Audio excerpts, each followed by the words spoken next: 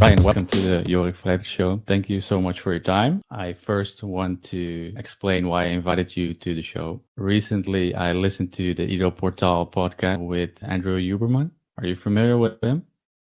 Yeah, I am, yeah. And he had a quote that made me think of the way you work with your clients. I will read it for you so that maybe you are familiar with it. If we want to let the air flow into a room, we just have to open the window. Just like you did. We do not need to drive motion. We have to discover what is stopping it. Something is constantly holding, and when we remove this, immediately movement appears. And this is real deep movement. And that is also how I try to look at health, because to me, it is not about eating liver or the perfect biohack or a supplement. It's about looking at what your client, what your body needs at that exact moment. And yeah, I hope that we can explore those topics about health in this conversation. And do you recognize those similarities in that quote? Well, I mean, in terms of what they were saying, I presume it's coming from his mouth, not Huberman's mouth. But like, from his mouth. Yeah. No, that was Huberman, or that was Ido Patel that was saying Ido. that? Yeah. So again, that's someone coming from great awareness. So again, there's a quote from Osho, I think that's how you pronounce his name, that the meditative guru, basically, which he basically says that like the more mechanical you become, the less awareness that you have. And again, this can be like thinking, flowing, coherence. And again, that fundamentally underpins human physiology, essentially connected with the environment. And again, it's just about embracing and looking at nature, flowing with the system instead of like trying to fight or force. Because again, it's based on principles of health, which is fundamentally tied around with energy and organizational order. So again, everyone's very familiar with looking at kids as an example. They require a lot of energy.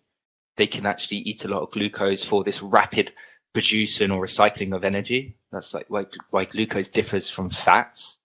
And there's some context in there which maybe we explore in this conversation. But again, a kid has a copious amounts of energy. You give them sugar or sweets as an example, and they go through the ceiling because they don't have the organization order to actually do anything with that energy. As such, their brain hasn't really developed an understanding of energy utilization. And then obviously as we get older, the opposite occurs where we have all the organization order, but we don't have the easy ability to produce energy within our mitochondria because the functionality of the cell sort of declines, but there's organization principles there. So again, this is about basically flowing with our machinery within nature and not being too like mechanical in setting like robots and treating our bodies like calorie in, carry out machines, when in fact we're fundamentally like electromagnetic in a sense. And yeah, I mean, quackery or what, like again, a textbook doesn't explain a textbook can't even tell you how to eat healthy. Like, what is healthy? Healthy is not a robotic thing. It's essentially a state, a moment in time, and the time is never static. It's always moving and flowing. So there, it fundamentally comes back down to that principle, what Ido was saying and how he moves and how he's very much connected, how he's always typically outside, or whenever I see him, or back in the day, he was always outside and coherent and flowing within his body with that animal flow. And again, it's amazing to see the stuff he does. I think it's fantastic. And again, it's very much how a human should. Maybe he goes to the extreme end of that scale, but again, there's some principles which you can take away from that. Interesting that you're saying that indeed. And I think it's creating the environment per person to achieve that state of flow. And exactly what you're saying, that it's quite in the extreme because he is practicing that micro movements like you are doing with your clients, really zooming in with your blood tests and everything. But to first get healthy is to focus on the macro perspective, I believe.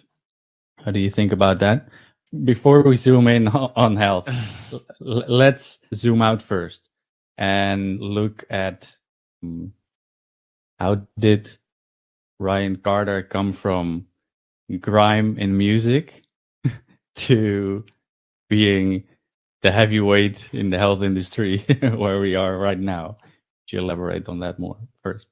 Sure. I mean, it comes from a place of having nothing and no understanding of health to having my perspective that I see right now. So completely different from how I was 10 years ago. No understanding of health or what health or physiology is about. And then losing my health, which is where most people start with their health journey. They notice a shift. They're not thinking as clearly as they was. Their digestion's a bit of a mess. Maybe their libido's down, etc., etc. So it's a state of losing something to appreciate the value in something. So that's how I started, essentially, is losing my health and what that meant to me, and then doing my best in trying to understand how to gain that back. And that led to me to needing to change my job, what I was doing, change friends, and my outlook on health and life, basically, because they're universally connected. And again, I also think work should be as well. And again, people will be like, oh, you just talk like you can just live an easy life in Central America or wherever I am. Well, again, like, there's hard work, and I actually didn't go to uni. I didn't have abundance of money. I didn't have these opportunities. I actually just like grafted away and studied on myself, done outside of the curriculum work of becoming a nutritional therapist or doing what I'm doing now to achieve what I'm be able to do and work backwards. So again, I didn't want to work in a city. I don't want to work for somebody else. I want to be very free. I don't want to work all day. I don't need materialistic things that requires me to be in an office and work my ass off. I don't need that. What I value the most, and again, everyone has a different value of things, is I value my time and my daily routine. And again, it might not be like productive as some people see it, but for me, it's about, that's where the value comes in with health and life. And again, there's like ups and downs through that whole journey of discovering myself and my health, self-realizations, mistakes, learnings, you name it, experiencing things I wouldn't recommend most people to do, trial and error, constantly learning, reflecting, awareness, and building the reflection and the awareness is the big thing. Because if you don't have that from day one, like, how the hell you know what you'd be doing? And again, even people say, okay, cool, test, don't guess. Well, that's the testing. That's the quantitative side. What about the qualitative side? What's the self-subjective awareness here? And again, stop outsourcing yourself and go in, feel these things, feel like depression, feel loneliness, feel sadness. I think it's very important where now, like, we can be a bit hypochondriacs in a sort of way, and like any moment of pain or when we get a fever or something, we like trying to null it, try to like numb it straight away with, I don't know, vitamin C in the alternative world, or slamming turmeric, or let me just get an IV in and stuff like that. When in fact, we should just actually feel these things and embrace it. I think that's the most important thing in like anyone's journey or learnings, is to really feel it and explore it. Just don't take things for granted. Be skeptical and ask questions, basically, because that's just shaping how you take your perspective. And everyone's perspective is different. Every coach, there's many amazing coaches out there. And again, they might achieve the same results, but the way they do that, the way they work with their clients is going to be very different. There's no right or wrong way, technically speaking, based on person's perspective and reality. And again, everyone's goals are different at the end of the day. So for example, if you're overweight and you just want to work on your body composition, again, there's a million ways of doing that and creating that. Again, if you achieve that goal, that is the value that you see it in. So again, it's just like removing the dogma, the bias, and really just seeing it in the client's or everyone's different perspective, because everyone sees things very differently. So building this in, realizing that. But again, there is fundamentals to actually understanding how humans operate within like the organism, within our blueprint as such, but this adaptive blueprint. But again, our psychology has a massive connection with our physiology, fundamentally. Seems like a whole process indeed. And when you talk about all the differences in humans and in health in general, and the whole process of achieving that from where you're coming from and where you are right now, can you see the similarities in how you grew up and how you treat your clients right now, looking at changing friends, changing environment, changing your diet, changing the way you work out? To me, it looks like you first have to remove a lot of things before you add to that process, right? Well, yeah, I mean, it really depends on your experience in life and then how placid you really are. For example, a baby, a young child is very placid, like plastic, basically. It's very bendable. When you get older, you dig your heels in the ground a little bit more. You're like, I don't really want change. I don't want to do this differently. I like my routine. And again, maybe we're a similar age, but like my parents would be very no, or like I need to have like some bread or carb within our meal, otherwise it's not really a true meal, and I feel hungry, which is just like complete bullshit. But again, it's their perspective.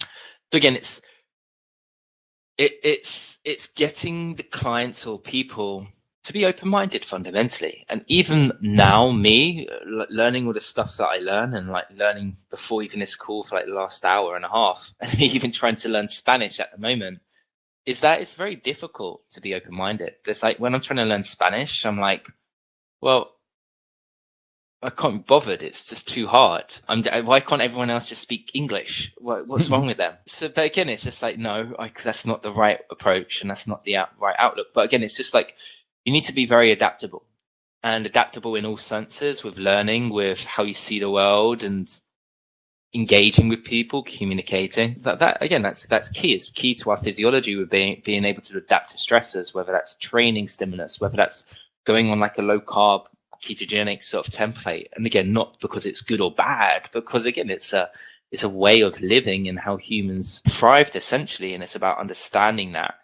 So again, depending on what level you are, you might be completely against that because you've been listening to all the thing about, okay, it's all about calories in, calories out.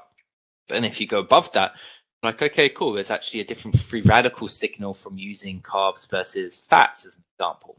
Maybe there's actually a unique time and place for you actually using fat. Maybe there's something to do with age, where it actually there's differences within age with these proteins called uncoupling proteins, which changes how we use actual fuel substrate and drive change and order. So again, it's just like being open is really allowing you to be the artist of your biology, basically, and your artist of your life, where you can create abundance, or again, you can create being the same person if you wish, because you don't want change. You don't want to expand your reality. And again, it still comes back down to that principle we said at the start. It's happy with that. They're happy to live in a box, to go to work in a box, to eat in a box, to eat food from a box, to train in a box. Then again, like, that's them. Like, why would you want to try to change someone who's happy to do that? Again, that's their life. Everyone has the right to do what they want to do. And I think that's a big thing to understand. And again, you hear people out there trying to change the world. Again, yeah, great. But like, reality is that's not going to be really possible. No, obviously health and happiness is different for everybody. But the common denominator in what you speak on, I feel like, is light. Quantum health, right? Yeah, I mean, energy organization comes from the back of light, water, and magnetism, essentially. Now, the magnetism component is very complicated, and even I wouldn't know, like, I understand it, but I wouldn't know the articulation and the minute details, essentially, because again, this is going down to physics, but how it works. But again, everything is like spinning around in our biology, and it's a dipole. But again, it happens because we're made of a bunch of basically elements, and they're colliding together. And again, they all have sort of spins within their electrons, and they're all influenced via magnetic sort of underpinning, which is controlling how they spin. Okay. But again, this is going a bit detailed, but again, fundamentally the light and water and the magnetism. And again, this can go down into the micro level, but it can also apply on the macro level as well. Okay. So again, it's understanding how one single mitochondrion, not mitochondria, because that's many, mitochondrion is working and how it works, then applying it on the biggest scale as well to see how all of the mitochondria in our cells and our biology is working. So like the light factor is key. It's like the primordial setting of how life started on this earth within the sunlight, and the changes of that sunlight intensity based on oxygen and carbon dioxide levels and other minor gases. And again, this drive growth and metabolism basically. But again, the starting point is that light. Without light, there's no order, but light also creates mass as well. And again, mass is essentially energy. So this light is the fundamental starting point to a certain degree.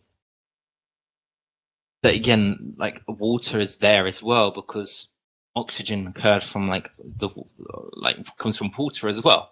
So again, that all fundamentally three things are underpinning each other and like three legs of a stool. So again, this applies within our mitochondria basically. So again, when we produce energy, which most people know of as ATP, adenosine triphosphate, and how we recycle that, etc. There's also a component of we actually induce light release, low level light as well. So we actually release infrared light within our mitochondria. Okay. We also produce water there as well, hydrogen and oxygen. So again, that's key. And also we have like a rotary head spinning around, and that produces this energy within our body or within the mitochondria. And anything that produces energy actually has a magnetic field around. And this is just like one mitochondrion. And then if we apply this to maybe 100, maybe 1,000, maybe 100,000 in some cells, this is like this bright water magnetism expanding out. And then we apply this to an insect or an animal or a human. We can actually see how this unfolds essentially. All right. So to fuel that process that you just described, sun is the main source of that. All right. Well, what's food? Food is just stored light. Okay, wait, before we dive into that, because I wrote that down as well, let's break down the process of the sun.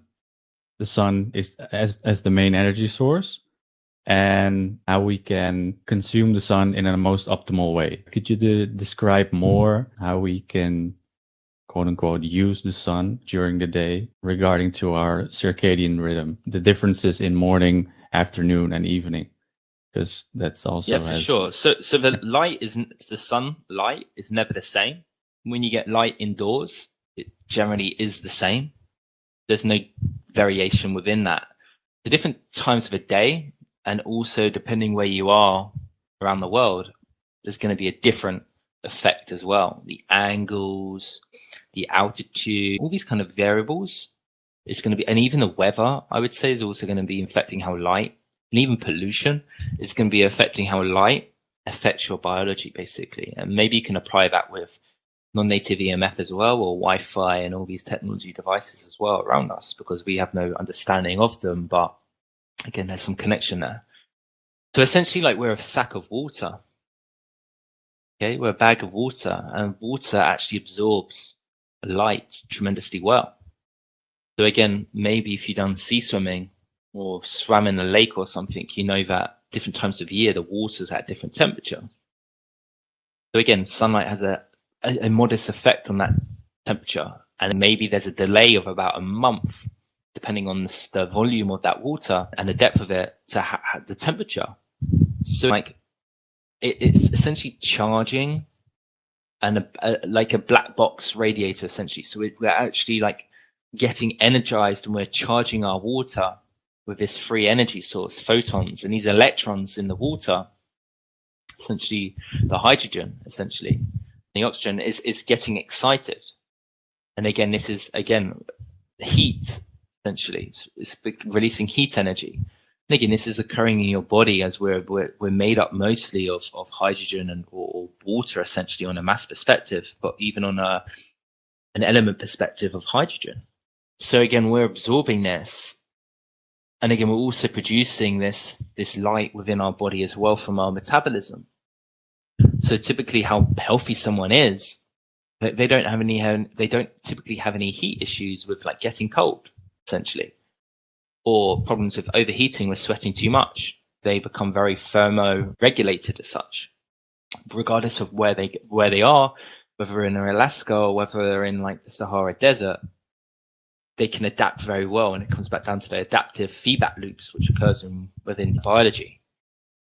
So again, we also have various molecules within our body, or proteins primarily, which actually absorb and get excited via the different photons coming to the Earth, essentially.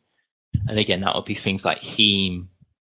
That would be things such as hormones such as leptin, vitamin A derived hormones such as rhodopsin, melanopsin, essentially, which is why most people wear blue light blocking glasses now. Okay. Such as, yeah, of course. But also things such as B12 would be influenced, folates would be influenced, so B9 would be influenced by sunlight.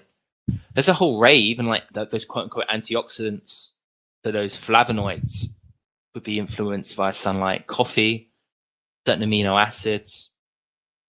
So there's a whole array of molecules, essentially, which is interacting with the environment based on light and essentially getting excited, then dissipating that sort of energy and information back to the cell, back to the brain, based on the nervous system, based on the plasma, the blood, again, which is connective tissue, based on the collagen, the fascia. And again, there's a unique time of day of this grand operational things. It's a bit like a conductor. Well, I see the sunlight as a conductor, but also the earth is with its negative charge as a conductor of like our bodies, which is just the orchestra. And again, there's like that knows to go on or play at a certain time in that note there. And everything is, again, that word, coherence. Everything is flowing together within the system because again, the body's made of systems, not just one. And that's where the ideology of conventional medicine and even functional medicine to a certain degree, how they separate issues. So again, there's people in the functional medicine world who think like they talk about like mitochondria like it's its own system. Well, it's not. It's in every system of the body. Or there'd be gut gurus or the hormone person or the detox, I don't know, labeled detox Debbie or something like that. And again, it doesn't really work like that. And even the conventional world of like you see your cardiologist, you see your endocrinologist, you see your ophthalmologist, you see all these specialists. Yeah. Again, the biology physiology doesn't really work like that. And then again, they're all separated. You've got a dentist who, again, is working on your mouth, which is very much connected with your brain. And they don't even know anything about like nutrition, like what you're actually feeding what you're putting into your mouth, how your teeth are actually designed to be chewing and being used. So again, it's just an even dermatologist. Again, they're very much separated, and this is the issue. And again, it comes back down to the audience listening to this is like taking, and even clients, is taking ownership of your health. Again, no one tells you how to be healthy. No one gives you an instruction guidebook. Your parents don't give you a guidebook. So again, it's about your experience and your learnings, your mistakes, where you actually make this manual yourself. And again, it's going to be variable based on what's gone on with your life. Has there been traumatic experiences which maybe subject you to more protective mode around people, around experiences? Or are you going to be more dominant, as an example, because you had, I don't know, 2 outgoing older brothers, and that drives up your masculine energy for competition as such? Or were you very close as a guy? Were you very close with your mum and your sisters, and you might be a bit more on your like feminine side of things? And again, there's nothing wrong with these type of things. It's just like, this is how, especially when we're a child, where like all these sort of inputs essentially is again in this sort of placid or plastic state within our nervous system and brain, where we're being educated and somewhat conditioned by things as well. So again, what our parents done, what school teachers taught us, how our friends interact. As an example, like maybe all my friends are on their phone. Again, like what am I going to do? The likelihood of me being on my phone is going to be there as well. Maybe my friends smoke. The likelihood of me smoking as well is going to go up.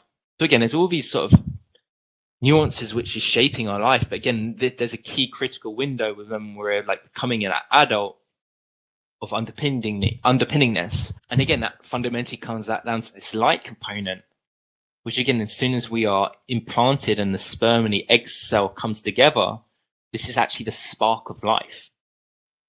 Even when we're creating a new cell, mitosis, essentially, this is a light release as well. So this is like mitosis is the light release?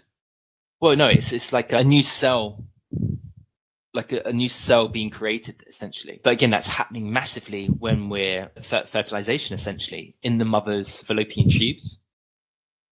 I believe it's, correct me if I'm wrong, it's in the fallopian tubes where this implantation would be occurring. And again, that sperm, and there's images out there or films out there where you could see the sperm docking onto the egg cell, the oocyte. And again, like bang, it latches on, and then the egg cell closes and all the sperm basically die, because as that one sperm cell reaches it, I believe the oocyte sends out antibodies to kill out the other sperm, or changes something within that plasma. And basically they all die, and it's just one sperm, and then suddenly it's like this light release. And again, light release is occurring within our biology over time, from like cell division, cell growth, cell injury, inflammation, producing energy. There's light release everywhere around us. We just don't have the understanding and appreciation of it because of the, like, again, the observer effect, or the quantum Zeno effect, essentially, which we should basically be like, we don't have any understanding of it because we can't really see it. We can't view it within like the Newtonian way of science.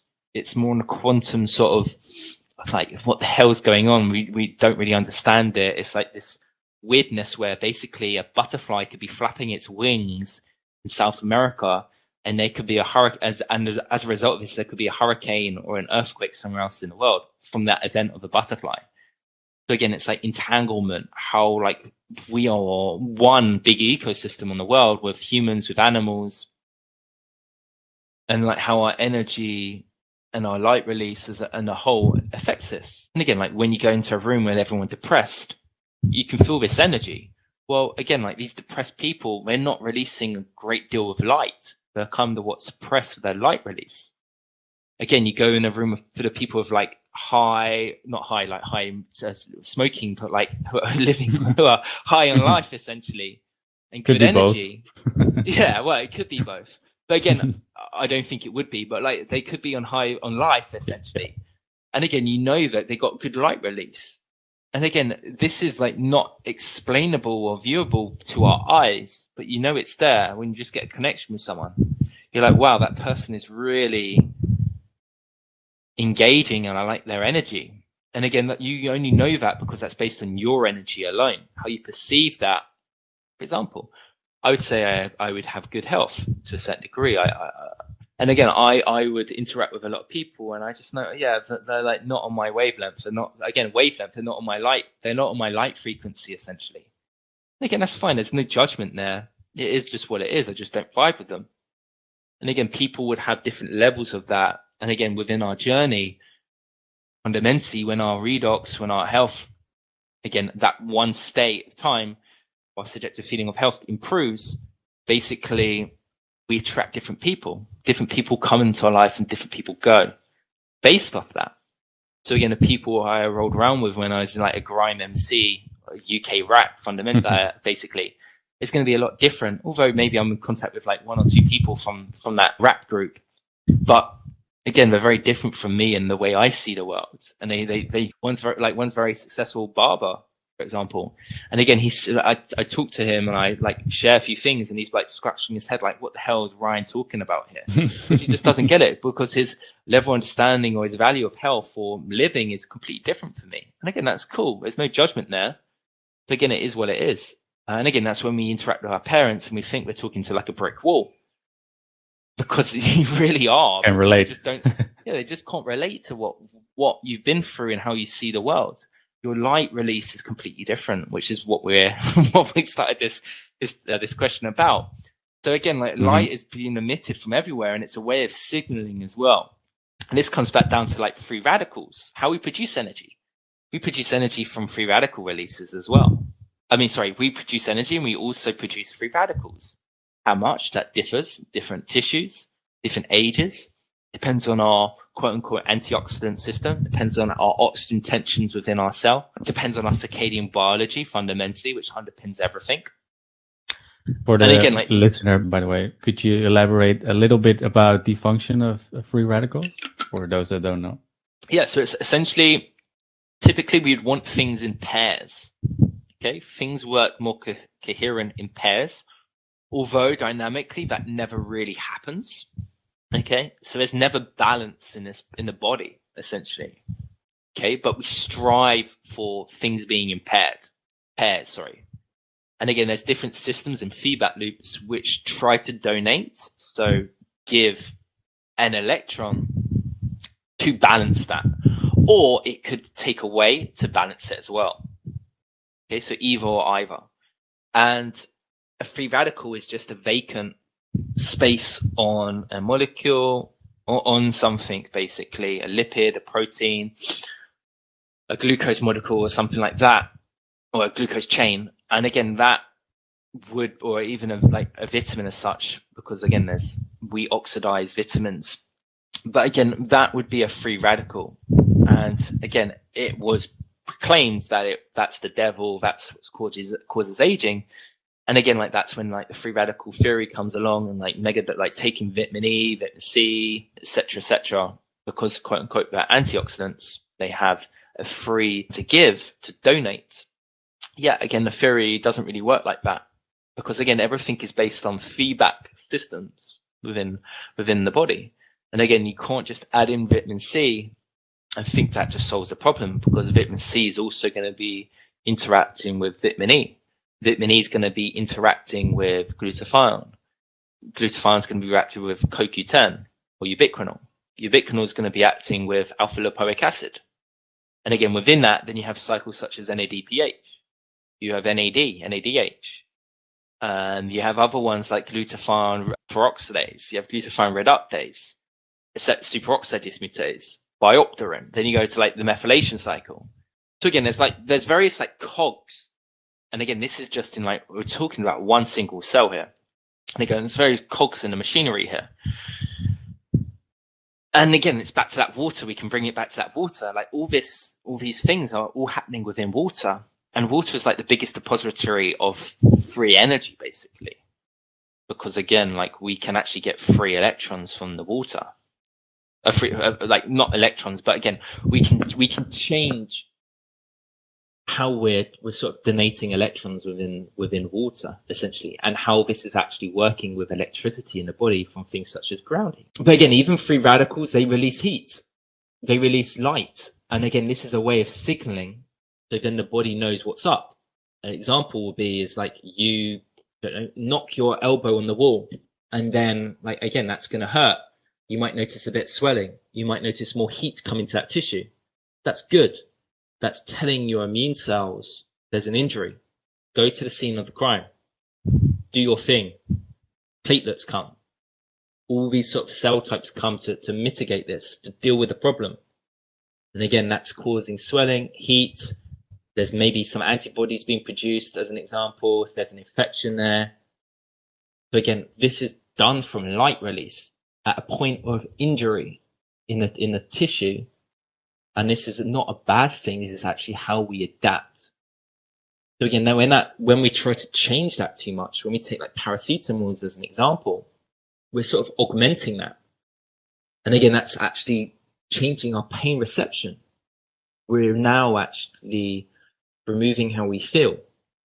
We're not feeling that pain. We're not actually allowing for that pro-oxidant stimulus, that short-term acute inflammation to take up. And this is the issue essentially in like modern living. We're just dealing with like chronic low grade inflammation, which never turns off, which is the problem. So again, we want acute inflammation. We want to handle that. You get a virus, great, you deal with it. Again, your body should have the capacity to deal with it. However, the low grade issue is where we see dysregulation within the system, within the brain, within the nervous system, within the receptors, within like how energy is working, basically. Again, we go backwards within suppression. And again, this long term can lead to things such as like cancer as an example, or autoimmunity, where we get stuck and we get into this sort of primordial state of how we produce energy, which again is not to do with, is rapidly growing, which is rapidly dividing a cancer state as such. And the cell has lost that organization because the cell, that tissue's gone AWOL, and it changes its structure and its dynamics. It's now actually like its own organism as such within the body. And again, it changes its cellular metabolism. And again, that's okay. It is what it is. And again, it's very similar to actually how a kid grows. Kid grows is all about rapidly growing.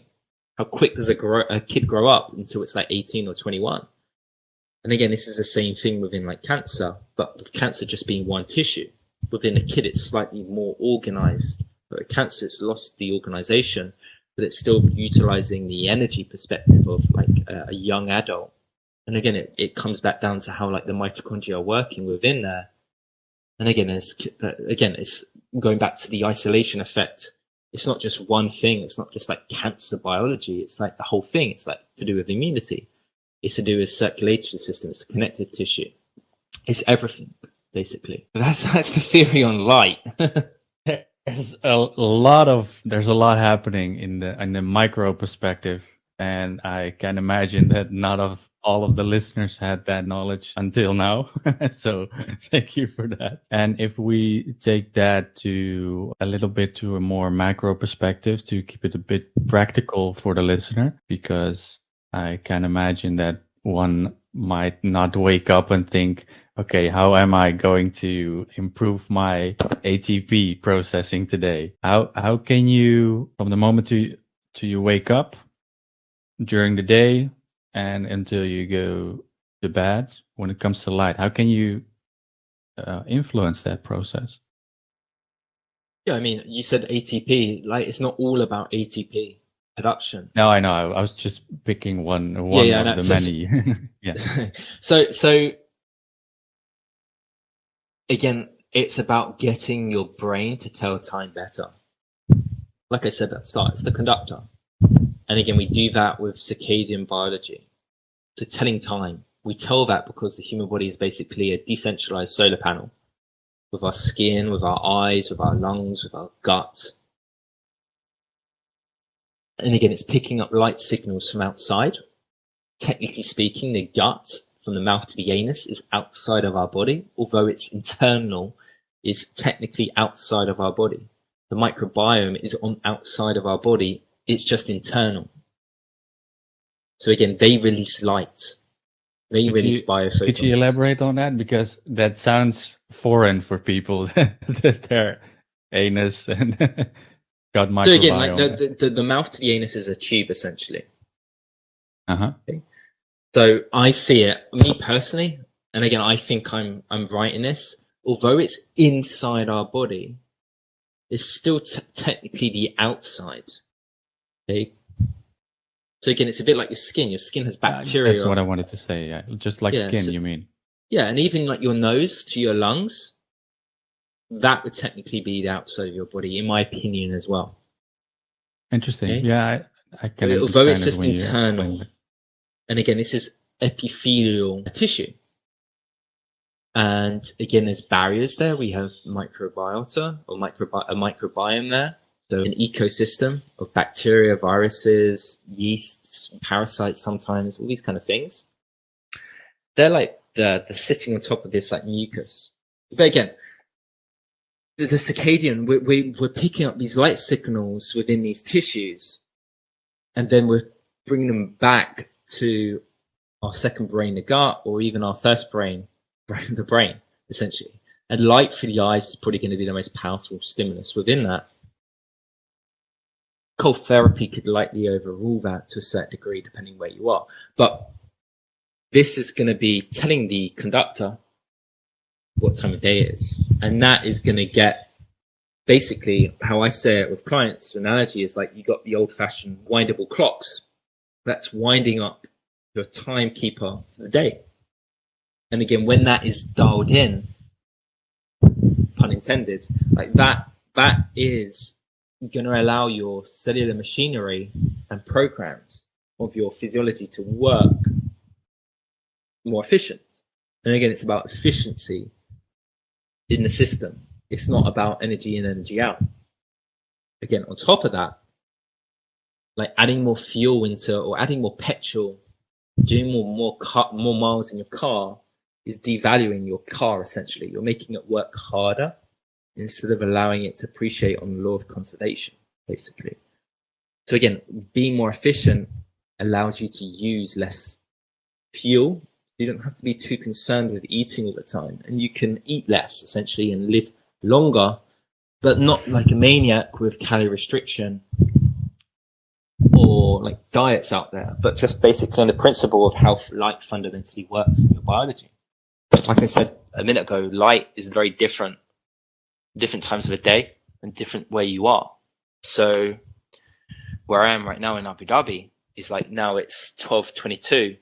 So again, it's like pretty warm. It's not too warm, but it's like 25 degrees. And if I was outside, and I am technically outside, well, I'm not outside, but I've got the window open, so I'm interacting with sunlight. I'm getting a signal for the light. And this light actually, with the UV present, is actually telling my biology to slow down, actually use less, or don't make as much ATP. And therefore, I become a bit more conservative. What you see in the literature as well is people in sunlight, they eat less, or they should eat less, depending if they're zoo animals or actually humans. So you eat less when you're in the sun, but also there's an effect with heat. You actually eat less. You have less preference with heat. So you have less preference with eating as well.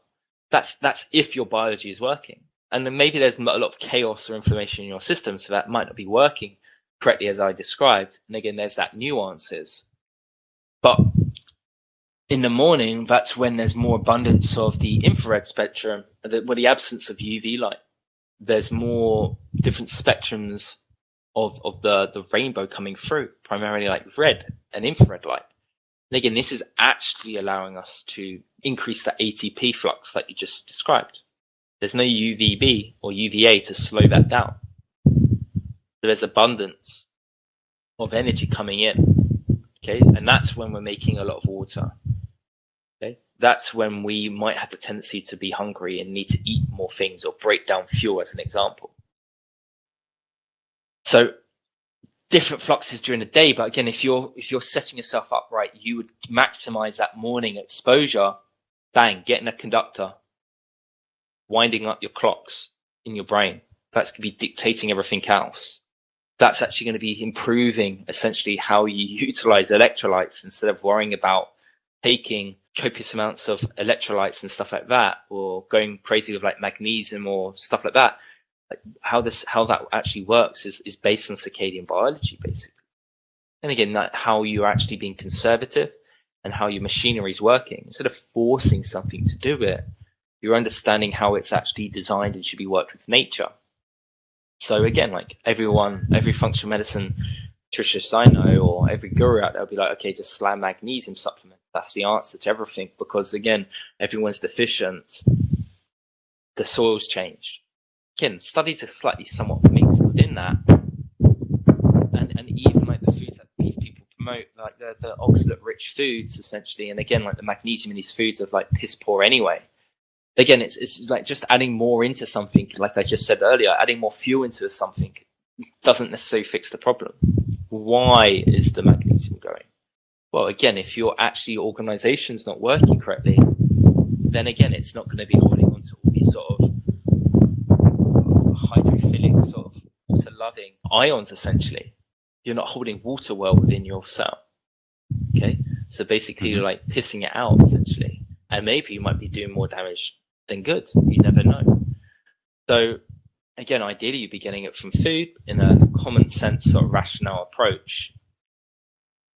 And like with that, it's like your biology will be optimal. So again, like diamonds and wood are very similar. They're made from carbon.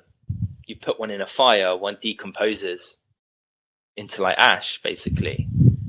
And again, the other one stays the same. What's the difference is it's how it's made, the organization, the structure of the carbons. So again, this is like how your cells and mitochondria are working, because they're very much like crystalline matrices within there. So again, getting the circadian rhythm on point is actually optimizing how your mitochondria are fundamentally working, primarily focusing first within your brain and your nervous system, which is going to be influencing like how you're using fats and handling oxygen within your body. And again, that's also the blood's going through your eyes as well. Your brain is like the compound pharmacy of your body. For example, like the hypothalamus will be talking to the pituitary gland will be telling and instructing the thyroid, the adrenals, the ovaries or the testes, essentially, to make or not make on demand what the body needs based off light signals, also based off what's going around internally in the body, in the gut, in the liver, glycogen status, all these kind of things. And then from there, really,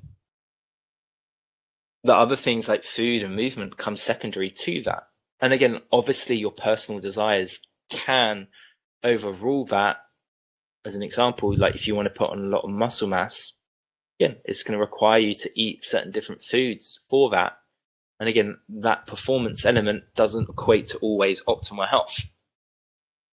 Or being lean doesn't always equate to optimal health. Having muscle mass doesn't always equate to like longevity as some gurus think it does. Well, what I find interesting in that story about turning on everything at its right time is that I find it beautiful that everything in nature is already there and everything already has its balance. And you seem to approach it like that and to not drive anything towards health, but restore the balance so that the body does it itself. Like you said with the magnesium, right? Is there a deficiency or is there a bad processing, right? That's what right? Again, it doesn't mean that like taking a magnesium supplement is the devil, or not necessary in certain consequent times, again, based on obstacles or based on your personal goals. Okay. But again, fundamentally, I think I shared this on Twitter. Most magnesium issues are the result of actually thinking that you need to eat glucose or carbohydrates all year round without the light signal basically stimulating or influencing how your body utilizes glucose or glycogen in the first place, or insulin. So again, it always comes back down to light regarding that, basically. So again, if you're trying to, because like you want to bulk because you think that's great, there's a cost to it. Because again, you are fluxing your body with a carbohydrate, again, that carbon with a hydrogen and some oxygen. And that hydrogen is very unique. It's not like the hydrogen your body makes, like I said earlier, from our metabolism. And again, that's going to actually influence the water, sac of water within your cell. And this is actually going to be changing, detailed answers, the kinetic isotope effect of how enzymes are working. So again, magnesium's, like most people see it and like open up a biology book, it's needed for like the pyruvate dehydrogenase enzyme. It's needed for the malate dehydrogenase. It's needed for the alpha ketoglucarate dehydrogenase enzyme, blah, blah, blah, all these kind of things. But again, it's just like, well, if there's a lot of that carbohydrate there, that type of hydrogen from the carbohydrate there, we would need more magnesium. If there's a lot of issues within the cell, then of course, like, we would need to drive up magnesium more to handle that, because the cellular dynamics is not working appropriately. especially because of the light signal's not there. And maybe even like before getting into that details, the circadian rhythm might not be there. Maybe this population is like on their phone before bed. Maybe they're not seeing or getting out for early light exposure. Maybe they don't even actually go outdoors. Again, I'm going to some gym called Oxygen Gym in Abu Dhabi. It's like one of the most famous bodybuilding gyms. And again, the goal is to get jacked. The goal is to be like a machine. And of course, they're using substances to achieve that. But again, for them, being swollen, for them to induce hypertrophy is what they care about. Again, I would say probably being absent of sunlight is one way of doing that to a certain degree, and being around blue light is a way to do that because you're going to be more hypertrophied. But again, that goes to the point that like performance or goals don't always equate to optimal health. And again, someone with this sort of nuance understands that, see that, and can be like, okay, cool, you're doing this and this is like what's going on here. Be wary or be mindful of that and how that works with that. And actually see and understands how this all connects, basically. Interesting to see that when you want to achieve something that, for example, hypertrophy, that it takes away from something else because it takes away its balance. Well, again, it takes away stem cells as well. So you're depriving regeneration later on in life for short-term goal in an age where you don't really need to induce massive amounts of hypertrophy. So again, you're robbing, what's the phrase? You're robbing Peter to pay Paul. No, robbing Paul to pay Peter, whatever it is, basically. Yeah. So again, that's how it's working with that. And again, that's cool. It comes back to someone's goals.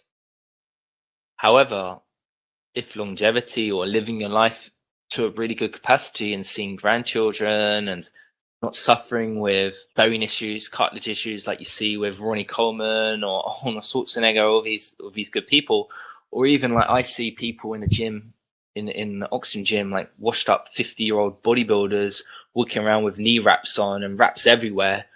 Like again, that's the price to pay from inducing this sort of ideology, essentially. Would you help a client with certain goals if they? Of course, yeah. Again, it's not my. Again, I'm there to serve. I don't have any judgment on other people's goals. All you're getting from me is I'm serving. I'm serving anybody's goals and issues. And again, all I do is just explain the options and the best approach. So again, I think 2 days ago, I saw a client here in UAE. And again, she was like, I couldn't do what we originally set out to do with the diet. It was just very hard for me to keep up with what you asked. I have to have some bread. I have to have a quote unquote a really healthy burger at nighttime. And again, like she was scared to tell me this. But again, it's just like if she told me this, it would be actually better where we can work with it. We can work with her reality and have things in place to either improve what she's doing, not change it, or add something else in or do something differently, but to complement it, not change it. Because again, it's about her. It's not about my beliefs. It's not about how I live my life. Again, I would say my life is very different to how most people can live. And I actually have to understand that. And I do understand where people come from. Like, okay, it's very easy for you to say that when you're in Central America. Yes, it's true, but I don't tell everyone to live how I live or tell people to do what I do for the most part. But again, I do demonstrate like the most important principles, which most people should be attaining to. And again, even like going out, it's cold in the UK, blah, blah, blah, blah, all these kind of excuses. Like, again, you're talking to someone who's been doing this for like 5 years and been in the UK for basically all my life, subject myself to this. And of course I understand that. I'm not ignorant. But again, they also don't see there's like two sides of the coin. It's not always pristine weather in Central America. Sometimes it rains for 2 days straight. And again, I will still be outside in the rain, in the wind, in a hurricane, or you name it, I will still be there. So again, it doesn't change this principle. Wherever I am, I'll still be doing these sort of things, essentially. But back to your point, it's like, yeah, again, a client wants to get jacked and put on a lot of muscle mass, of course. But again, they would actually just need to know there's a biological cost to it. And again, it would require a lot of detail to actually understand the risks as well. Like blood values would change, how we mitigate things. But again, it's as long as they're informed and empowered with it, then they can make appropriate decision. For example, you see a guy called like Derek from More Plates, More Dates. Again, a very smart person. But again, you can see the cost that he's made with his, and again, he's still making it now with like how he looks and how he lived previously with like steroids and the bodybuilding culture. He looks like fairly old. His hairline's like sort of receding. His face looks very, I'd say, unhealthy to a certain degree. Or even like people like Paul Saladino, who again have their beliefs and think that everyone should be eating fruits now. I mean, again, like you could just look and just see something's not quite right, and or the goalposts continuously move because they're carrying the story of them to other people. So again, I embark on a low carb diet, which I do think is more fundamental for most people to follow and should be living based on evolutionary biology and how the human body works. But again, I wouldn't recommend that for everyone. Again, to actually burn fat, it's not as easy as some people make it out. You don't just eat a cube of butter and like you burn it. To burn fat, beta oxidation is a complicated pathway. And again, it requires circadian biology to actually utilize it in the first place based on how that system works. And again, most people forget that, or they don't actually understand that not all fats are created equal. Fat from extra virgin olive oil is actually going to be very unsafe fat from a coconut oil. So again, not everyone should be consuming coconut oil, especially people from the UK who listen to Dave Asprey with MCT oil.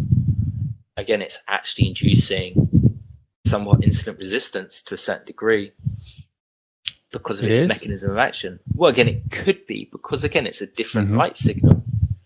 It's a saturated fat. And again, there's no issues with that, but it's the type of saturated chain, again, is not suited from the UK environment. Mm-hmm. Well, probably not for the Netherlands as well. Then I'm from Amsterdam. But again, again, on the grand scheme of things, that may be a therapeutic thing to do. Is it going to have maybe some antifungal effects, which cupric acid can have? Maybe. So again, there's us taking a bit more of an informed decision or a clinical approach of saying, okay, is there something there? Or maybe you're embarking on a ketogenic approach and you want to get some ketones in to mitigate sort of this reaction, which sometimes comes from embarking on a low carb diet. Again, taking some MCT oil might be useful just to support that short term. Or that's primarily like understanding how these functional foods are working or diets are working. Not everyone should be ketogenic. Again, some people might not just like the taste of it. And again, adherence, behavior changes is the key thing. Behavior underpins everything. So again, I might know all this information. How does this actually apply to most people and how does this fit into their lives? Again, the grand scheme of things, what we just said is the whole thing about light is just like waking up in the morning, going outside as naked as possible, getting light on your skin, and then basically see how your day unfolds from there and what you can do. And again, I'd say like most people can actually just take light breaks throughout the whole day. Instead of smoking breaks, we take light breaks. Because again, it's putting your skin back in the game. You're downloading and going back in.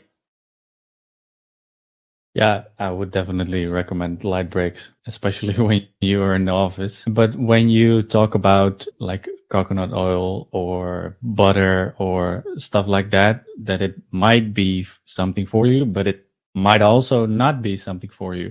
How can people know? Because we do not all have access to Orion Carter. Is it something, because when I eat bread, I can instantly feel this is not for me.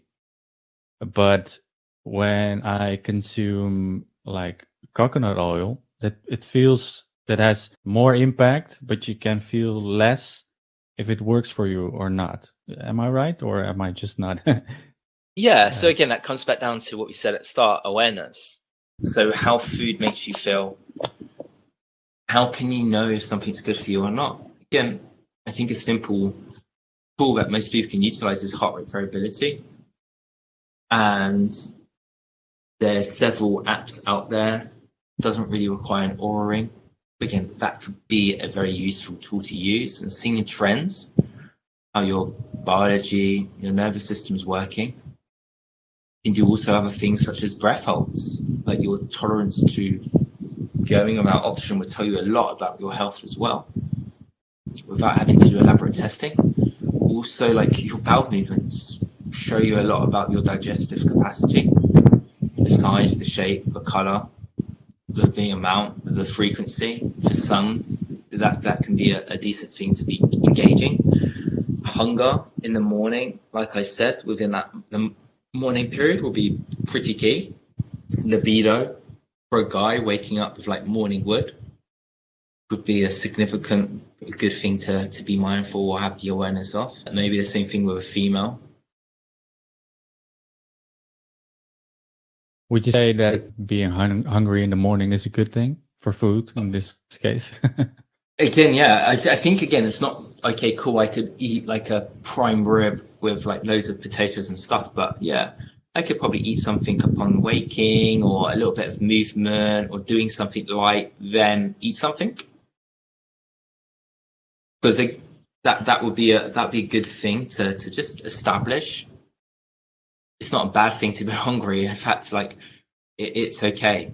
And again, obviously, if you've been fasting for a long period of time, a bit like Pavlova's dog experiment, you might not actually get that hunger in the morning. That mechanisms might just be a bit quiet. So again, that can change. Because again, we're creatures of habit as well. The reason I ask is because most of the people that are into fasting are into intermittent fasting, and they are skipping their breakfast and then eating dinner. But I recently started to, I would say it's like the backwards approach, essentially. Again, depending on your health status, it really depends on that. Again, also the functionality of your day. If you literally don't have time in the morning, maybe that might work with you. However, when we look at like studies around like blood glucose variables, having breakfast, it is actually superior for later in the day. Again, for actual muscle protein synthesis as well. Again, it's not like it's good or bad. It's just, it is what it is. There's a functionality aspect to it as well. So what's the purpose? What's the function what's the purpose we're trying to achieve with this? If we want to have breakfast, how do you feel with having breakfast? Like I said, some people have been fasting for years. You tell them to eat breakfast and they just want to regurgitate. It'd be horrible for them. So again, changing that might take some time. But from a perspective of loading all your energy intake, and sometimes I have the habit of doing this as well, which I need to check in with myself and do better on, is like back-ending a lot of your food at the end of the day. Too much so. And again, that's obviously going to keep you awake a little bit longer. It's going to be more taxing for digestion to a certain degree, depending what time in the evening that you do eat. Again, most people do have like commitments with work. They don't have the opportunity to eat like early in the evening, and sometimes that's like 8 o'clock when their kids are like sleeping and stuff like that. So where does this fit? What can we do? And just finding like what's best serving them with their reality and their goals. So yeah, again, it is circumstances make the decisions, right? Well, they definitely influence it. Yeah, exactly. Yeah, I recently started because I always skip breakfast because it was convenient and because it felt fresh and because I worked out in the morning. But until recently, I started with skipping dinner, the moment of eating at night. So I do eat breakfast now, and it works better for me at this moment. Maybe it's the time of day, maybe it's because of this season. I don't know. But yeah, it's an interesting experiment to see the differences in how the food influences the rest of the day, especially. Yeah, exactly. Like you just said, the experiment. And again, that's your own N=1 experiment, which doesn't transfer directly to what everybody else should be doing either. Exactly. Yeah. And you also said, because you also already mentioned carbs and that you mainly eat fat. Yeah, I mean, there's context there. It's not like I avoid carbs. But no, I know. But the main focus is on fats and protein, right? I wouldn't go out my way to go crazy with consuming copious amounts of fats. So again, the overarching premise would be proteins with fats inside, part of the animal, basically, but not just like chomping on like butter, a bolus of fat, like just some fatty piece of like pure fat on the outside of a steak. I think that's just a bit redundant. Again, if you look at wild animals, they don't have a lot of fat on their bodies, essentially. So there's some questions around that. And again, ideally, I'd be using my own body fat. So that would be actually inducing a bit of a calorie deficit sometimes, not all days, but some days, and leverage that, essentially. However, that requires a good brain to be able to handle that, not eat all the time, a change in perspective, the ability to utilize fats in itself, and again, the functionality of things, because social media with food everywhere, we're inundated with it. So again, it takes a unique approach to be able to do that and embrace it, essentially. Interesting. And regarding the food you just talked about, like animal protein most of the time, I guess, because you also talk a lot about ancestral wisdom when it comes to health. The notorious topic, diets, vegan diet, carnivore diet, I don't know, any other diet, but the ancestral way of eating contains a lot of animal protein, right? It again really depends where you are. I think there's always been animal protein based on how we need nitrogen in our bodies, or the nitrogen balance or pull. And again, that primarily comes from animals. So the amount would just be dependent on where you find yourself, your hunter skills. And again, when you go into a supermarket now, there's just copious amounts of protein everywhere. To catch an animal would have been very demanding. So there's context there. Like you always see fats everywhere. Fats would have been very precious, ancestrally speaking, depending where you are. Yet we just have copious abundance of fats everywhere. Yet it's very energy dense. So it's just understanding that to a certain degree. And again, the carbohydrates, there's, like I said, they're stored light.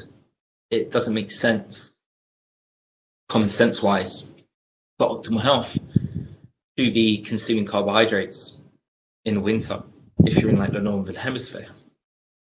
You can't really explain it. Just because it's there in a supermarket doesn't mean that you should consume it. Again, transportation has changed, or our modern technology, or even the way we cultivate food now has changed it, and we're abundance. And even like certain plants now, like broccoli never looked like that. It never was like slightly edible. And then you can even apply it to like gluten-free paleo cookies and stuff. Like you would never see like almond flour or coconut flour or even oil like that. It doesn't really make much sense in that capacity. And even when you do go to the tropics and you see like these fruits, as an example, pineapple, papaya, good luck to trying to find a natural or wild fruit that hasn't been half-eaten via like ants and bugs or monkeys or mold, basically, before you even climb a tree to even get it. that's how like food really works, with like carbs, fats, and protein. But again, I really do believe that, yeah, plants' fats would have been seasonal, and that would be more tropical based for the most part. You could throw in nuts there as well, but again, there would probably be an autumnal effect of those as well within like the northern or southern hemisphere. But again, primarily it would have been like the animal fats that we would have consumed. And again, the fear around like, okay, cool, that increases LDL. Again, that's not the full ticket, because there's various like factors involved in why someone's LDL might be raised, or why it might actually be low, or whatever the number is. It's not a real true insight of like risk of problems per se. It just lacks a little bit of detail. And again, it doesn't actually mean a bad thing if your LDL is raised anyway. And some quote unquote saturated fats actually lower it. But then when you put it down to the bigger picture, as beef as an example, like the monounsaturated fat that it does contain actually lowers LDL as well. It's not the most dominant fat in it. And even like the narrative of just eating 2 oily fish per day, like they say in the UK, mackerel, salmon, like that's pretty high in saturated fat to a certain degree, or what they promote, which is like farmed is okay, and obviously that contains more saturated fat. There's various like nuances within here, but again, it's like the overarching thing with nutrition, quite simply, for optimal health, would be to eat a local seasonal approach as much as possible, leverage some functional foods that you enjoy, and again, everything should be just dialed in essentially. And how local should it be? You mentioned hemispheres. Does it has to be the same country or like the same city or? Yeah, I mean, as local as you could probably realistically get. So farmers markets would be probably like the best option. And next to that would be like national, so country derived. Next to that would be like continent derived. However, like obviously farmers or the agriculture industry has changed its methods with how they grow foods. So whether that's with pesticides or whether that's with greenhouses, most people have no idea what's actually should be in season and what's not. Like example would be a client from Israel, which again is in abundance of plants based on its weather.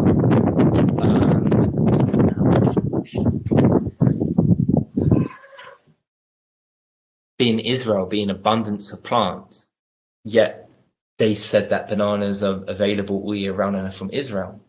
Again, that's likely not true. And they fail to realize that, yeah, the farmers are now manipulating it. So they put cover over the banana tree, driving the humidity and temperature. So again, it's not really a real cultivated banana how it should be from nature. It's been manipulated. And again, it's because of that light spectrum just changing, or the temperature's changing the growth of the plant. So again, there's context with that. But again, ideally, like I have like clients in the UK, and I think citrus fruit is okay for some instance to get away with. However, there's loads of context. Like some people might not actually be able to get into a low carb state. Maybe there's something going on with their gut, which is actually a defect, and they can't utilize fats as an example. They can't digest them as well as we hope. So again, putting someone on like a high fat or maybe even a high protein diet because they've got ammonia issues, that is not going to be helpful, or sulfur issues or histamine issues, or maybe they're like a vegan and they're on like eating crazy amounts of lectins or oxalates or FODMAPs, like fermentable carbohydrates. Maybe that's a problem as well. So again, the gut would have an interface between context with recommendations as well. And could you also test for histamine intolerances and stuff like that? That was one of the questions of the listeners. You more or less would know for intolerances. So again, that would be picked up with how your body reacts with certain foods, primarily obviously histamine liberating or histamine containing foods. And generally, if you notice response, that would be a sign that there's something going on within your body. And that period, it would be best to obviously not add more of those foods in whilst you realize how you can sort of drain or lower that bucket, which is like the most common analogy applied to histamine intolerance, which is a bucket which is just overfilling. So that would be a recommendation. I mean, we cannot avoid all the histamine. Well, you can do a testing for it to show if there's actually an issue. Mm-hmm. But again, like, you could just use your own awareness instead of using or spending 200, 300 euros or something on testing. Yeah, exactly. Now, do you need to see if there's a genetic SNP in place? Maybe, maybe not. That wouldn't be my first point of call. It would be like, okay, do I actually have a histamine issue? Let me try some histamine foods. Yeah, if there's a bad response, cut them out, and then dig deeper. Why are you having a histamine issue? What's actually going on there? And there's various processes to understand. All right, and the same question I have for mold issues. I know that you had mold issues in the past as well. I know a lot of people who suffer from mold but are not aware that it is mold. Like they having fevers a lot, or sniffing their nose all the time, or do not have the right energy during the day. Mold feels like a complex way of a problem to tackle, because it can be in your house but also in your food. And how do you make your body as healthy as possible to deal with the mold? Well, there's mold and mycotoxins. They're two different things. So the mold would be the actually growing organism, typically in like a home on some wood, or like you'll see it around. Now, that could be colonized within your body. Now, then the other byproduct of that would be mycotoxins, which is a spore released from the growing organism. That's typically what most people are dealing with and feeling the effects of mold toxicity. And in nature, mold is ubiquitous. It's part of the ecosystem, and it really doesn't possess much threat. But because humans are now more inside, that's where we run into problems, and where things like energy efficiency pops up, with windows being double glazed, insulation, and there's no free flowing humidity, and we have like create this sort of humidified environment for its growth to be rampant. Okay. And then that's coupled with poor human health, which can't handle or process mycotoxins, which we can successfully detox, no problem whatsoever. Even it being in like trace amounts in coffee or chocolate, like people who go to the areas where that food's from, they know that these environments are moldy. It is just part of like the environment there. Yeah, there's no problems when these people have their moldy coffee or somewhat moldy coffee or moldy chocolate, because again, it's coded for within the environment. It's actually like, I see it as well in like food products or coffee. It's actually like a hormetic stressor that it actually induces. And actually, if you boil it down, that's what mycotoxins technically do, is it turns on or upregulates sort of pro-oxidant reactions in your body for your body to cope and do better and adapt to. Issue arises is when that machinery or mechanism's not working great, or you've been predisposed to something, or there's like psychological stress, or etc. There's downregulation, or the feedback systems are not working. So that's where you run into the problem, or you're literally just like living and sleeping in a moldy environment and you're getting induced to it all the time, which is the problem. And then to get out of that problem, it's you're in a hole and you need to leverage things to get out of that hole. So that's really the issue. However, like when you go on like the alternative space, is that when you force something, it doesn't really always come out well, especially like the people I know in the scene who are practitioners. And again, they really do have poor health fundamentally.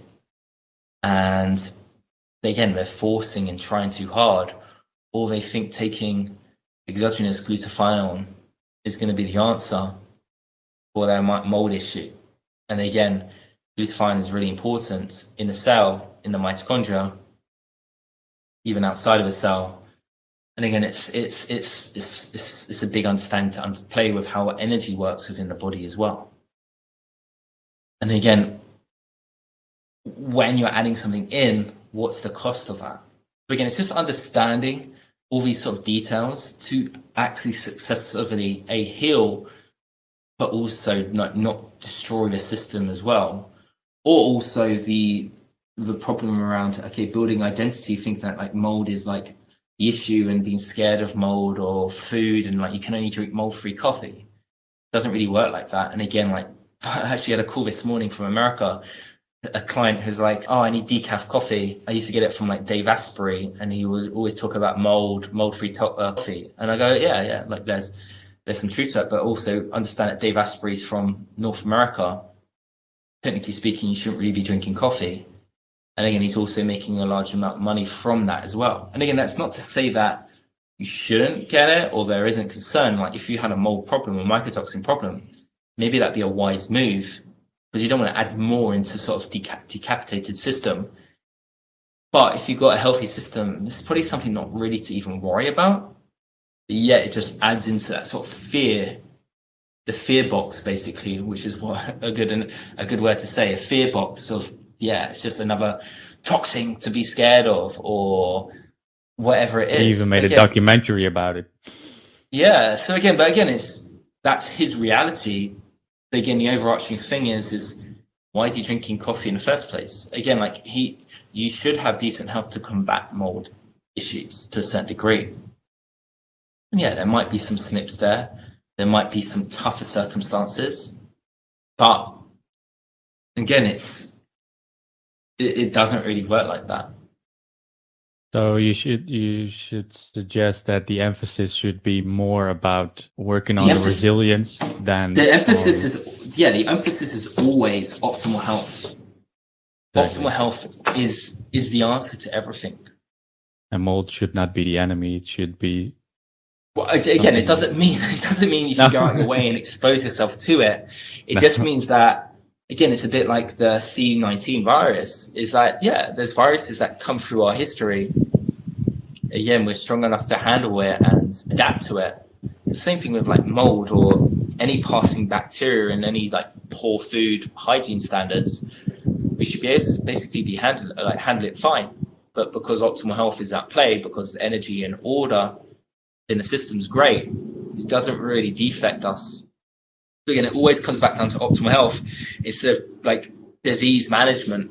And again, this is the whole fundamental underpinning of health optimization medicine I'm also qualified in, is understanding it always comes back down to optimal health. Don't treat diseases. We focus in on optimizing health because that removes the diseases or imbalances in the first place. It's always the answer. Understanding how to produce more energy, or understanding like not producing energy, but how energy bioenergetics works, how the systems work in a coherent manner, fixing that, and then literally all the symptomology, the issues, essentially disappear and vanish. That's the approach, and not getting sucked in with the fear, the identity, or going down to the isolated approach on functional alternative medicine, whether it's medications or supplements, to the extreme level. Exactly. So it comes back to where we started with everything flows already from itself, and you just have to remove everything that stops the flow from happening, even in optimal health. So being more efficient within your system. Exactly. Again, there's an environmental effect of that. Again, do you think it's more efficient to be working in a microwave city, never seeing sunlight, or do you think it's more efficient to be more in touch with nature in a rural village with a few people living in? I can tell you where my preferences lie. However, that's again, if you enjoy living life in that fast modern environment, that's your choice, essentially. Yeah. Or you made those choices a long time ago, and hopefully you can make some adjustments and changes now or in the near future because of like new information. or new wisdom gathered. And again, if you want to live that city life or being around loads of people and socializing every single day and drinking and fun and all that kind of craziness, again, like I said, you can make your bed essentially, and that's the way you go to sleep in your made bed, in the bed that you made. Well, if I want to live in nature within 1 or 2 years, so yeah, I definitely made my choice. I just have to make it happen before. Exactly. Just put a plan in place and Exactly. make it happen. Exactly. Something a colleague or an industry friend, and that's quite sarcastic. I have to emphasize that. Lane Norton, well known, said, according to the laws of energy balance, no foods are unhealthy. Some simply deliver more energy and should be consumed in smaller quantities. And that was one of the 7 truths all qualified nutrition professionals agree on, according to him. And I'd like to hear no foods are good or bad. So again, like this is, again, so the overarching premise with that statement is that his beliefs of health, or what he's trying to say, is based on weight, maintenance, or mass. Okay. Now, again, if your goal is that, yeah, there's a bit of truth into what he's trying to say. And again, if you want to enjoy yourself, all the pseudo man-made food, you can get away with a little bit as long as your mass is in check. Now, again, we'll see how Lane Norton looks down the line. And again, like we can also use like the looks or the way other calorie balancing or tracking people are looking down the line with like how their health comes about when they're older. But again, the issue arises is that that's not equating for actually the minute details that not all food is all created equal. Like I said, there's subtle differences in the isotope of hydrogen within carbohydrates, and actually the processing of certain foods actually has a change in mass. And again, this is studied in like pigs, which some of them were grown on like material depleted food, some of them grown with serum added food, and their change in mass and growth rates were actually changed based purely on the difference of hydrogen, the isotope of hydrogen, one having a neutron, one having not. So again, this is the principle of like, okay, you can eat carbohydrates and maintain your weight or lose weight. Yeah, that's great based on just mass essentially on your body weight. But again, what does this actually do fundamentally with efficiency? Again, this has no factor with how light enters the equation. Okay, it fundamentally, you can maintain mass and have crap health. It doesn't fundamentally explain for like entropy, which comes down to organization within the system. That said, like it's probably best to, again, if you are overweight as such, and overweight and your fat was unhealthy, again, not all fat is created equal, like we said previously. The type of fat in your adipose tissue, or if it's visceral or subcutaneous, would have a big effect in that mass as well, and how that might be burned or stored or influence your immunity, which again is going to be a big contributor to inflammation, which again is associated with like risk of like CD19 being an issue, or other things tied to like longevity or other neurodegenerations and insulin resistance down the line. Again, I think the thing of like there's no good or bad food is a kind of like a cop out, because you're protecting people's feelings. And again, there is superior foods to others. Again, I don't like to use good or bad word, but there definitely is superior foods, more beneficial foods than others. Goes without saying. Like a person with half a brain realizes that. And again, if that was true, why doesn't Lane Norton eat bad food and see how his health and lifts, or however he values his life, goes from there? If he just eats cookies because of the premise that he just put forward, and because it's not bad food. Again, it doesn't really work like that. And even on the macronutrient level, doesn't work like that. And again, you can break it down like the quality of amino acids in the food would have an influence on muscle protein synthesis, which he does probably care about. So again, I'm sure he wouldn't be eating a lot of like soy or legumes on that premise compared to eating whey protein or animal protein, because again, not all food is created equal. It's a story about light release within the cell. And again, like, you can have good body composition and optimal health. But again, it's just harder to achieve it. You don't need to count calories. You don't need to understand the details that I'm saying. You just need to actually have your brain working. Again, the signals going to the brain from inflammation in the environment is going to be dictating how well you're going to be adapting to a quote unquote calorie deficit. Whether you know if it's a calorie deficit or not because you're not tracking is a different question. But again, there's also social norms that you have to break from, like thinking that you need to eat all the time, or going to bed without dinner, or removing friends and environment, or removing yourself from friends or environments which causes you to go off track. Because again, like, if it was that easy, why is everyone having a problem with this model of thinking? Again, I think Piers Morgan shared it on a story yesterday. You just need to eat less and do more. Again, if it was that simple, why do humans struggle to do that? Because they don't really work like that. Again, like, this is based on like metabolic studies, and then in the real world, it's slightly different.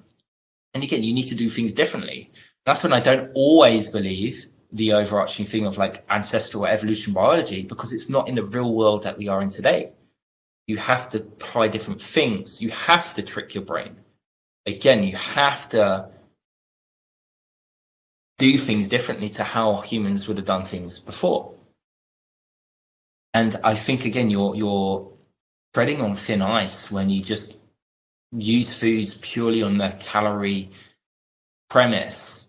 And again, I also think the same true when you go too over the top with nutrient density. Like I said earlier, nutrient density is not the be all and end all anyway. It's about the energy flux, energy flow within the system. And again, that's an open system, but on a universal front, it's somewhat sort of closed. So again, there is some context with what he's saying, that energy can't be created or destroyed. But again, the thing is, you have to mitigate that energy going from your system and control for entropy. Because again, when you lose that mass, i.e. body fat, your brain doesn't really like to do that because it's just change in the organization. And that's when you get relapses, when people lose the weight and then gain it back, because that change is not good, or is the brain doesn't feel, the brain's threatened because it's removed that sort of homeostatic feedback loop from that homeostatic sort of model. So that's when you have to really look in on biology of what's really dictating this. To say that is like, okay, maybe some people like scratching their heads like, what the hell am I talking about? But again, it's complex to understand. And then again, maybe there's questions. Do you really want to be lean all year round? Do you want to be lean when you get older? Is actually being a little bit fluffy actually healthy? The longevity. There's loads of questions there. But again, definitely, I think it's been a wrong thing to say, like it's good or bad. I think you just need to be straight up and just say, look, like most man-made food is problematic. It's not sort of, what's the word? It's not, again, created by nature's unique signals. It's been adulterated. So the information within that food is altered. So again, it's not controlled for. Therefore, your body's trying to control for it. Yeah, it's different. And again, even the literature around that, oh yeah, artificial sweeteners and all this kind of stuff is problematic. Well, with that, again, it's just looking on like studies, Newtonian sort of way of thinking about things, cause and effect. Doesn't really work like that. And again, even the studies that they're not really strong, or they're not supported either way. And again, is artificial sugars and all this kind of stuff the devil? I don't think anyone really knows, but me personally, I don't eat it. I don't promote it. I think there's probably maybe some biological cost with it. Do I think it's severe? No. Would I tell everyone to avoid them? No. But again, I don't think there's a reason to consume them personally, but if someone does want that, I would probably say it's better than obviously eating the full stuff or the stuff with the energy in. But that said, there's some nuances around that, because again, your brain's getting that signal, but then it's not getting the energy coming into the system. So that feedback mechanism I just described is altered. And I think even Huberman actually pointed to some study around this, where how you actually have this artificial sweetened beverage does make a difference. So I'm not, again, I think it was like away from a food, which was like beneficial effect, and then when with a food was different or something like that. I don't really remember. And I don't really care, to be honest with you, because again, in the grand scheme of things, it's not really that important. Because again, it's all about not needing that stimulation of this sweetened beverage, because your biology at the end of the day doesn't really need it. It has enough from everything else going on within life that you don't really think of much about nutrition at the end of the day, because your life is flowing on other things which provide you with more happiness and like more meaning, essentially. Because again, we're in a world of like everything is evolved around food, and of course food is important, but there's other things above this as well, like having an engaging conversation for 2 hour and a half or something, or whether it's just like having eye contact with your loved one, or whether it's just like sitting with yourself at the beach and just chilling, watching the sunset. Like that's more enhancing than slowly focusing about, okay, when am I going to eat next? What am I having for food? Again, that's the modern environment that we've created, because again, we're dictating around like robots, mechanical things. This is how we started the conversation, instead of being in touch with ourselves. And then that's where you go to like the breatharians, or people who say they're breatharians, maybe slyly eating some food, but again, eating very little, but doing very well.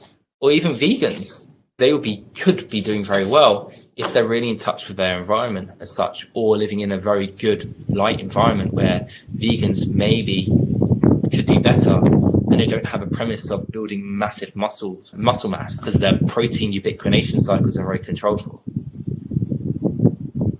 Interesting that, like, all of your answers all come down at it depends on the circumstances, it depends on what you want to achieve, it depends on what your body needs.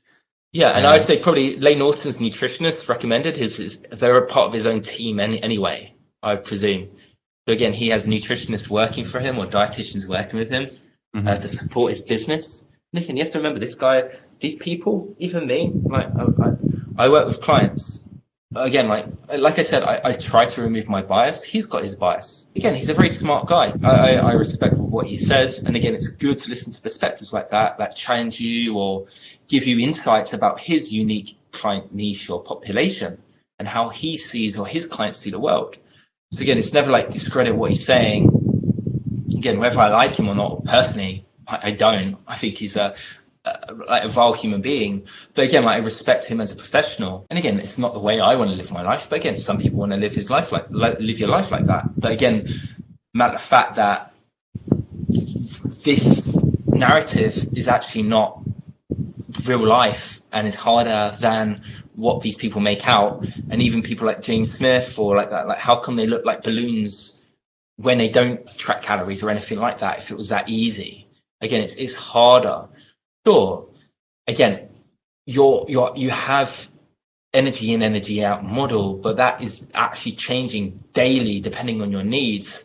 And again, you'll never really control for that. So again, you always have an energy expenditure. You would always have an energy income coming in.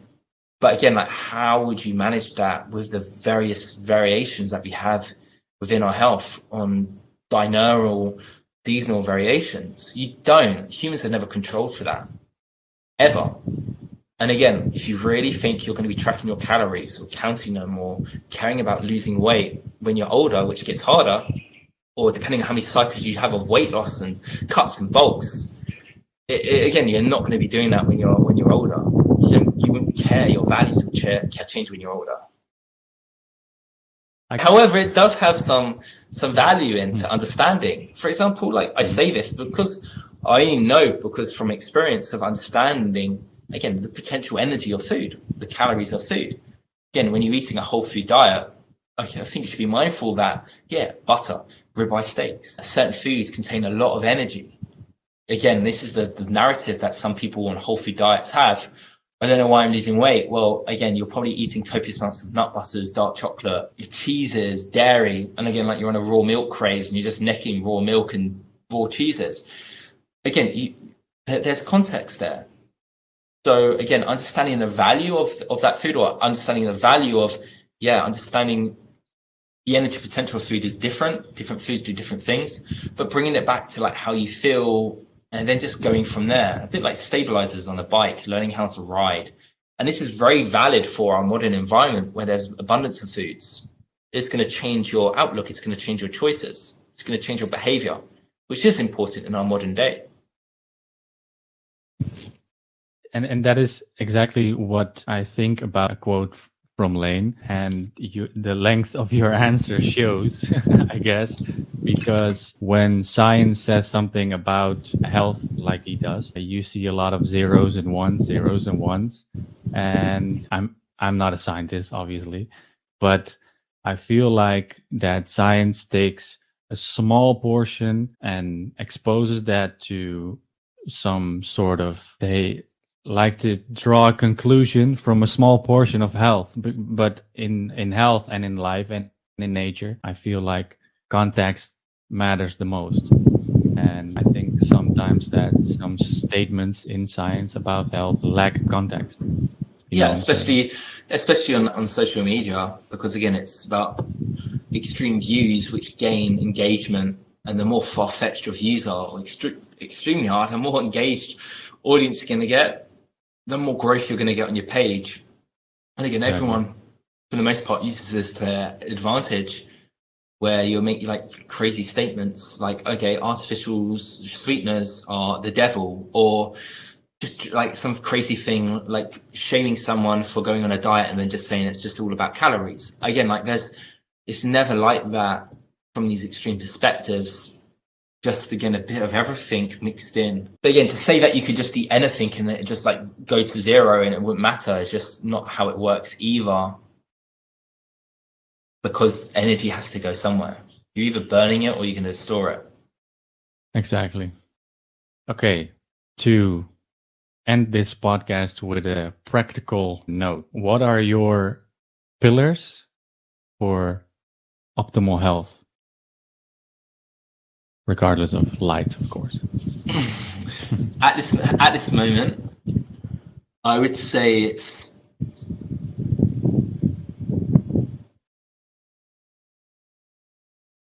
again, this is always moving and changing, adaptation.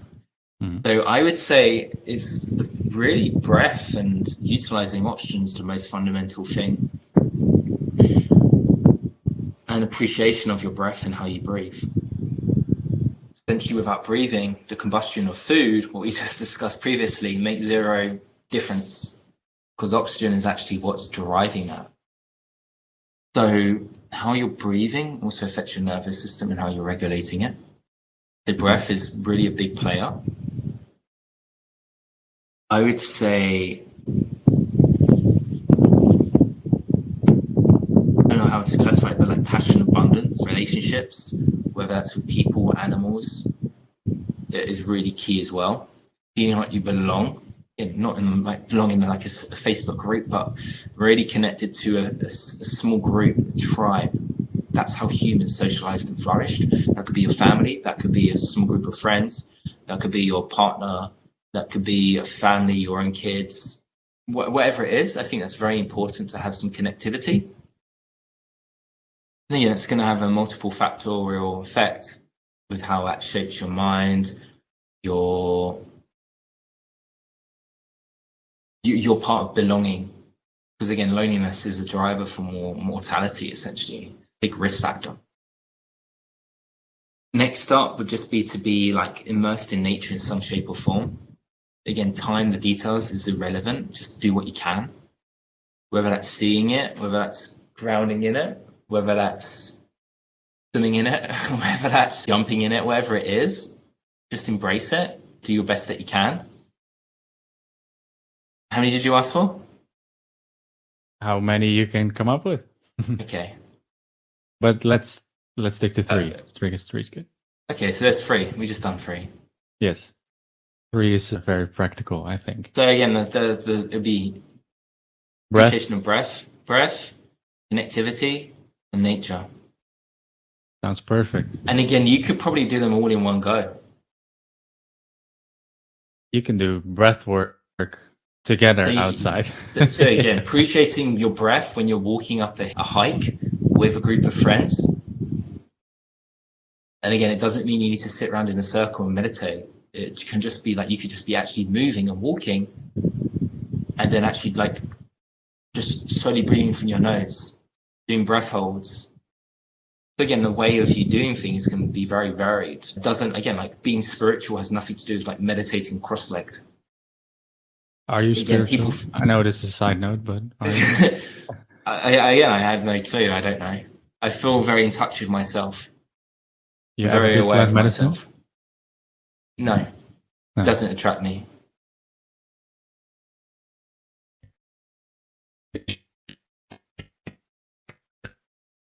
Let's wrap it up. I'm very grateful for your time. I think I've learned a lot. The listeners learned a lot. It's time to go outside more often, especially now. And where can we and the people find you online? My website, livevitae.com, livevitae.com. I have a newsletter, which most people can sign up from there. Twitter, livevitae UK, and Instagram, livevitae. And again, if you want to drop me an email, you can. hello@livevitae.com. Sounds good. And I remember that you did a book club in the past. That's paused at the moment. It's just a bit too much with my learning. So I couldn't keep up with the organization and stuff from it. So just put it on pause for now. But maybe that will be happening when I'm back in Central America.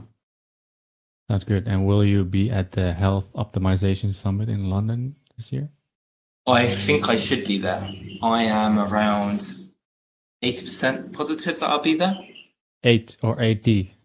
80% positive, 80 out of 100. 80 to Okay. 90% positive. Sounds good. I had Tim at the biohacker meetup. I host the biohacker meetup in the Netherlands. And Yeah, I heard. He spoke at the... Yeah, I saw him there. I saw him share something about that. That's cool. Yeah, it was. So, long story short, thank you so much for your time, Ryan. I hope a lot of people will learn from you in the future. And until we meet again. Yeah, maybe we meet in London. Okay, so take care. And I'll be there. Okay, awesome. Thank you, everyone else. And maybe we see each other in London. And I hope you enjoyed this. Don't worry if it went over your head a little bit on some of the stuff I said. Again, the practicality of things is, again, morning sunlight is key, driving the circadian rhythm, and again, seasonal local food, and just embrace Mother Nature in terms of like what's going on, and not just thinking just to add more in when you want to just like quiet the system and actually bring up your awareness around things, basically. Okay, That's over and out. message.